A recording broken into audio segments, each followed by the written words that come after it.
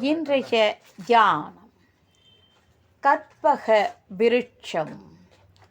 கருணை கடலே நீ கற்பக விருட்சம், உன் அடியில் இருந்து கொண்டு கேட்டதையெல்லாம் நீ தருகிறாய். உன் முன்னிலையில் தரித்திரத்துக்கு இடம் ஏது? யார் எதை கேட்கிறாரோ அதை நல்குகிறது கற்பக விருட்சம். இயற்கை என்றும் கடவுள் என்றும் பெயர் பெற்றுள்ள கற்பக விருட்சத்தின் கீழ்தான் எல்லாரும் இருக்கிறார்கள். யார் எப்பொருளை பெறுதற்கு தகுதி உடையவர் ஆகிறாரோ அப்பொருள் அவருக்கு அளிக்கப்படுகிறது.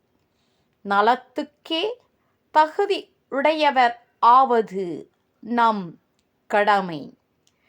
கண்ணே கருத்தே என் கற்பகமே, கண்ணிறைந்த விண்ணே ஆனந்த வியப்பே,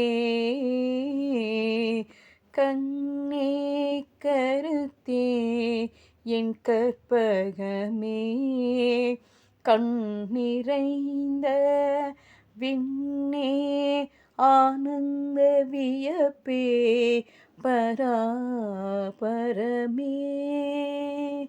பராபரமே,